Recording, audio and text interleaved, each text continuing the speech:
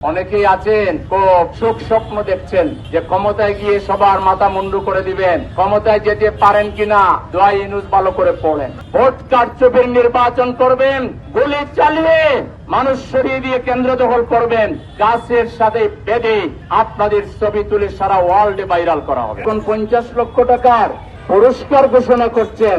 আপনাদের ইন্টেলিজেন্স এত দুর্বল, এটা নিয়ে আপনারা জাতীয় নির্বাচন সুষ্ঠু করবেন, এটা মোটেই বিশ্বাসযোগ্য ব্যাপার নয়।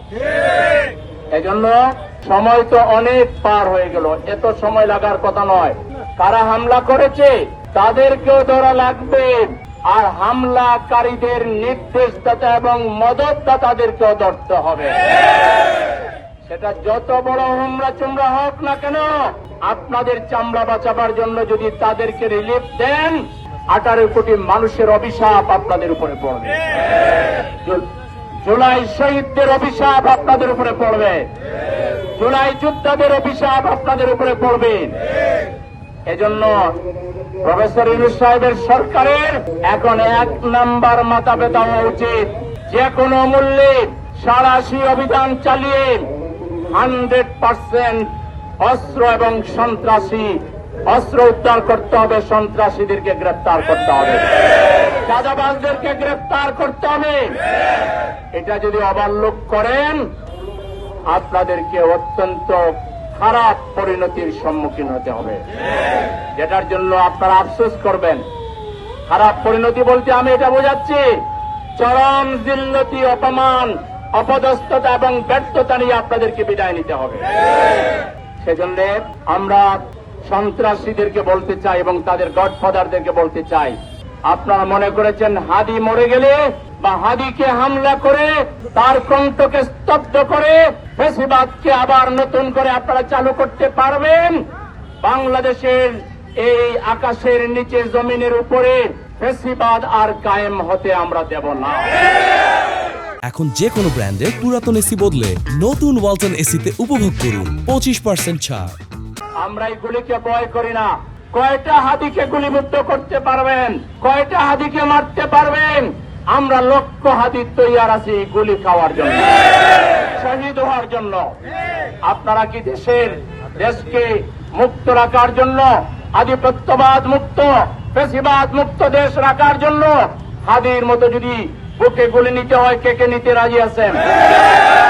সুতরাং সন্ত্রাসীরা দেখে নাও, লক্ষ জনতা বুকে গুলি নেওয়ার জন্য প্রস্তুত আছে। অতএব গুলি করে আমাদের কণ্ঠস্তব্ধ করা যাবে না। সরকার যদি ব্যর্থ হয়, আমরা জুলাই বিপ্লবীদেরকে সাথে নিয়ে, দেশের আপামর জনগণকে সাথে নিয়ে, প্রয়োজনে পাবলিক উদ্যোগে যদি সরকার ব্যর্থ হয়, আত্মসমর্পণ করে আমরা সন্ত্রাসীদের এবং ফ্যাসিবাদের তল্পিবাহকদের তালিকা করে, তাদের গডফাদারদের তালিকা করে, প্রয়োজনে সারা বাংলা ঘেরাও করে এদের কাছ থেকে অস্ত্র উদ্ধার করব এবং এদেরকে আইন শৃঙ্খলা বাহিনীর হাতে তুলে দেব। আমরা হেসে হেসে মরতে জানি, আমরা পালানো জানি না। আমরা পৃথিবীর কোথাও যাব না।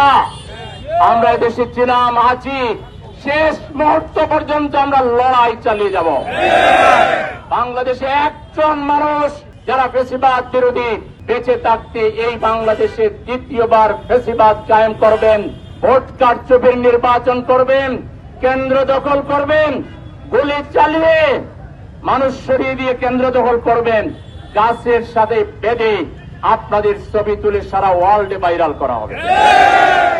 জামাত শিবিরের কর্মীরা বুলেটকে ভয় পায় না। জামাত শিবিরের কর্মীরা কখনো মৃত্যুকে ভয় পায় না। আমরা জানি মৃত্যু এটা স্বাভাবিক বিষয়, আমাদের মরতেই হবে।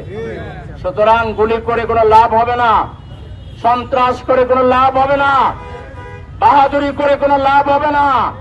অহংকার করবেন না, অহংকার পতনের মূল। অনেকেই আছেন খুব সুখ স্বপ্ন দেখছেন যে ক্ষমতায় গিয়ে সবার মাথা মুন্ডু করে দিবেন, ক্ষমতায় যেতে পারেন কিনা দোয়া ইউনূস ভালো করে পড়েন।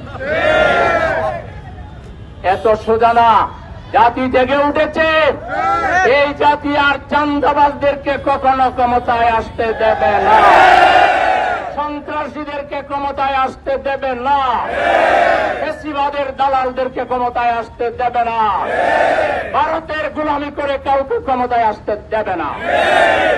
সুতরাং আমরা আজকে পরিষ্কার সরকারকে জানিয়ে দিচ্ছি, আগামী 24 ঘন্টার ভিতরে যদি হামলাকারী এবং তাদের গডফাদারদেরকে আপনারা চিহ্নিত করে অগ্রসর হতে না পারেন, আর দেশে যদি কোনো অস্থিতিশীল পরিস্থিতি তৈরি হয়, এর জন্য ইউনূস সরকারের প্রশাসনকে দায় নিতে হবে।